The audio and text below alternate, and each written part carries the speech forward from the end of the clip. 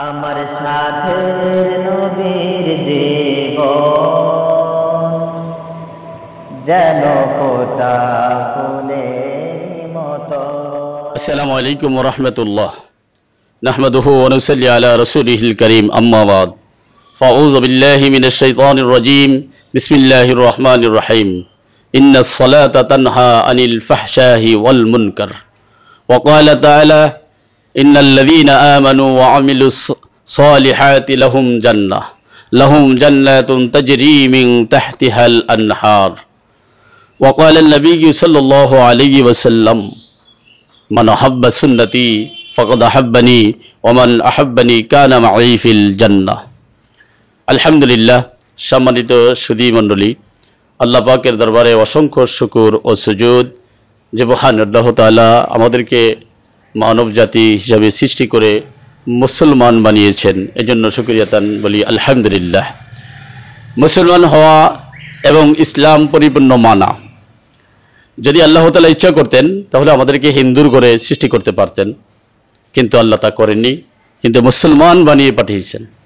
মুসলমানের একমাত্র ইসলাম আল্লাহ তাআলার কাছে বিশেষ করে তিনটা মনোনীত বিষয় আমাদেরকে আল্লাহ তাআলা দান করেছেন। এক নম্বর বিষয় হলো যে আমাদেরকে আল্লাহ তাআলা মুসলমান বানিয়েছেন, যে ইন্নাদ-দীনা ইনদাল্লাহিল ইসলাম। আর দ্বিতীয় নম্বর হলো যে আল্লাহ তাআলা আমাদেরকে এত সম্মানীয় এক গ্রন্থ যা অন্য কোনো নবীদেরকে আল্লাহ তাআলা দান করেননি, সেই কোরআন আমাদেরকে দান করেছেন। এক তো মুসলমানের দায়িত্ব হিসাবে, মর্যাদা হিসাবে মুসলমান বানিয়েছেন। দ্বিতীয়, আল্লাহ তাআলা কোরআন দান করেছেন। তৃতীয় নম্বর উপহার হলো আমাদের জন্য শেষ নবী, যিনি সমস্ত নবীদের নবী, সমস্ত নবীদের সরদার, যেনাকে বলা হয় গোটা পৃথিবীর সকল নবীদের সরদার এবং রহমাতাল লিল আলামিন, সে নবী মুহাম্মদ রাসূলুল্লাহ সাল্লাল্লাহু আলাইহি ওয়াসাল্লামের উম্মত হিসাবে আমাদেরকে আল্লাহ তাআলা সৃষ্টি করেছেন। বন্ধুরা আমার, তো সেই ক্ষেত্রে আল্লাহ তাআলা যেহেতু আমাদেরকে বিশেষ তিনটি নিয়ামত দান করেছেন, প্রথম নিয়ামত হলো যে আল্লাহ আমাদেরকে মুসলমান বানিয়েছেন।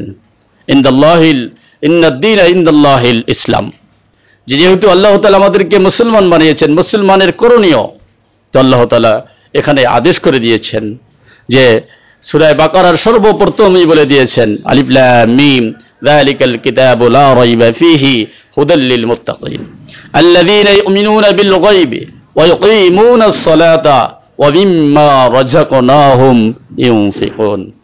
তো আল্লাহ তাআলা এখানে নামাজের কথা বলে দিয়েছেন। মুসলমানের সর্বপ্রথম করণীয় হলো নামাজ।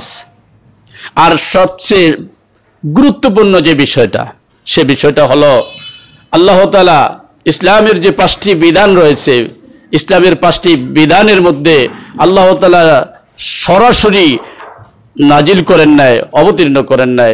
একমাত্র নামাজকে আল্লাহ তাআলা সরাসরি হুকুম করেছেন, সরাসরি আদেশ করেছেন। তার কারণটা কি?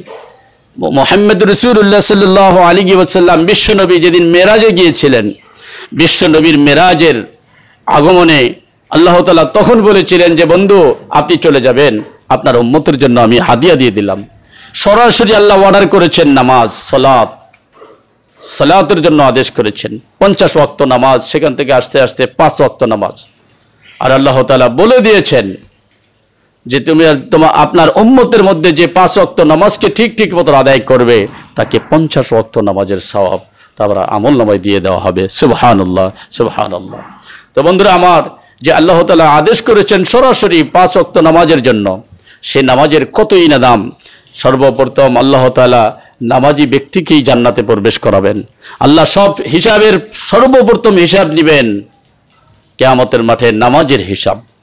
তুমি নামাজ পড়েছো, নামাজ আদায় করেছো, নামাজ কায়েম করেছো, নামাজ কতটুকু ভাবে তুমি কায়েম করেছো।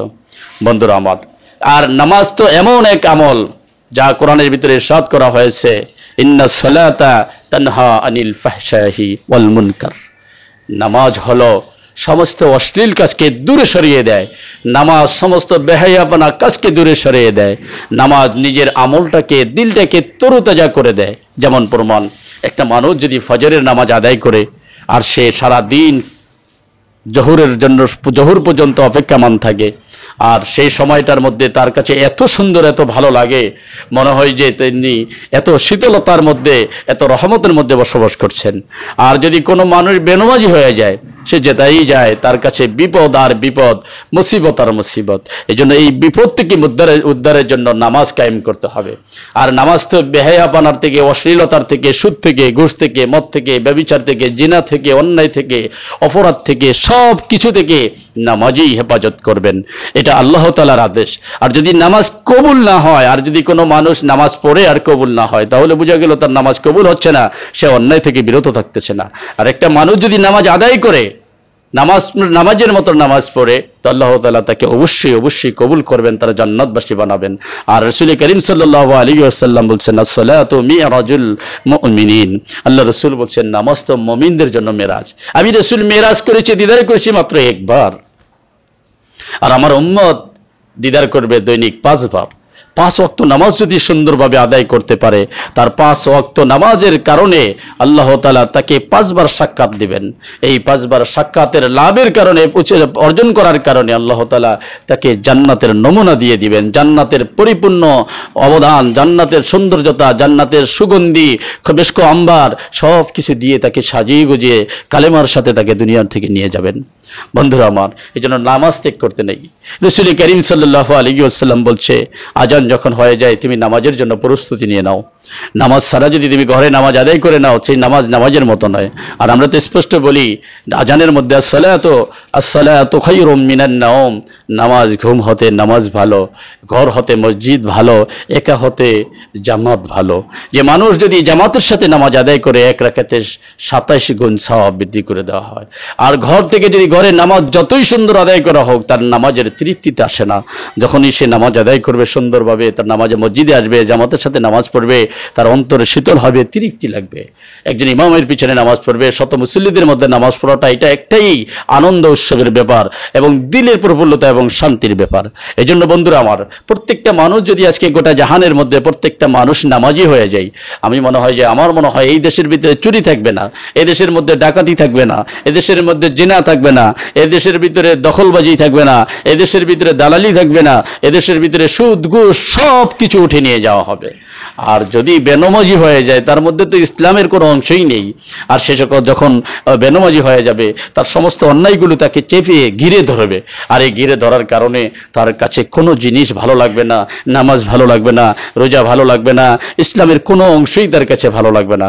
এই জন্য ইসলামকে ভালোবাসার জন্য, ইসলামকে ভালোভাবে মানার জন্য, প্রয়োগ করার জন্য আজকে থেকে নামাজ পড়ব, নামাজের হুকুম পালন করব, নামাজের দায়িত্বটা গুরুত্বপূর্ণভাবে আদায় করবে। নামাজ এত সুন্দর জিনিস, নামাজের দ্বারা পুরস্কার পাওয়া যায়। যেই পুরস্কারের 5টি পুরস্কারের প্রথম পুরস্কার হলো নামাজ। যে রিজিকের জন্য আমরা আজকে মাথার ঘাম দৈনন্দিন পা ফেলে কষ্টের পর কষ্ট, ক্লান্তি স্বীকার করে যাচ্ছি, কিন্তু সে দিন কি, সে টাকা কি, সে অর্থ সম্পত্তি থেকে যায়?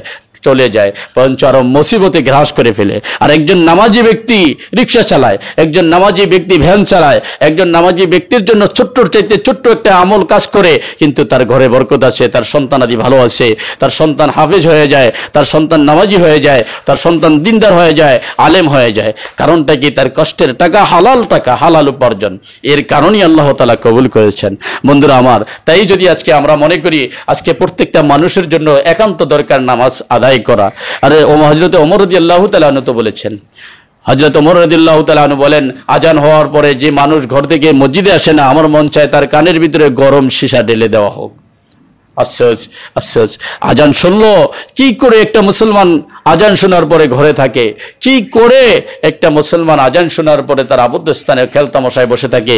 কি করে একটা মানুষ চাষ্টলে বসে থাকে? যে চাষ্টল কবিরা গুনার স্থান, জাহান্নামের একটা স্থান হলো চাষ্টল, যেখানে গীবত, যেখানে শিকায়েত, যেখানে মানুষ থেকে, ইসলাম থেকে দূরে সরিয়ে ফেলে শয়তানের বন্ধু বানিয়ে দেয়, আল্লাহর থেকে দূরে সরিয়ে ফেলে, সেই জায়গাটার থেকে আজকে বিরত হওয়ার সময় একমাত্র হলো নামাজ। যদি কোনো মানুষ আজান শুনে আর সে মনে করে যে না, আমার জন্য আল্লাহ নামাজ ফরজ করে দিয়েছে, আমি নামাজ পড়বো, তা আমি মসজিদে চলে যাই। সেই জন্য কমপক্ষে যে একবারেই নামাজ পড়ে না, সেই জন্য দৈনিক একবার এক ওয়াক্ত নামাজ আদায় করে। আর পড়তে পড়তে যখন তার এক ওয়াক্তের স্বাদ এসে যাবে, তখন সে 2 ওয়াক্ত নামাজ সুন্দরভাবেই আদায় করবে। আর যখন 2 ওয়াক্ত এসে যাবে, তার 2 ওয়াক্তের মজা লজ্জত এসে যাবে, তখন সে 3 ওয়াক্ত নামাজ সুন্দরভাবে আদায় করবে। বন্ধুরা আমার, এই জন্য নামাজ আদায় করার জন্য তাকিদ আসছে কোরআনের মধ্যে 82 জায়গায় 82 বার আল্লাহ তাআলা বলেছে ইন্নাস সালাতা ইন্নাস সালাতা ইন্নাস সালাতা আকিমুস সালাহ আকিমুস সালাহ। সব জায়গায় নামাজের কথাগুলি বারবার বলে দিয়েছেন। তো আমাদের তো উচিত, যেখানে আল্লাহ তাআলা অর্ডার করেছেন নামাজ কায়েম করার জন্য, নামাজ পালন করার জন্য, সেই ক্ষেত্রে যদি আজকে আমরা নামাজি হয়ে যাই, আমাদের অশ্লীলতা দূর হয়ে যাবে, খেলতামশা দূর হয়ে যাবে। আল্লাহ আমাদের সকলকে সুন্দরভাবে দ্বীন ও ইসলামের বিধানকে মেনে নামাজকে সুন্দরভাবে পরিচালনা করা, নামাজকে কায়েম করার তৌফিক দান করুন। আমিন। আসসালামু আলাইকুম ওয়া রাহমাতুল্লাহি ওয়া বারাকাতুহু।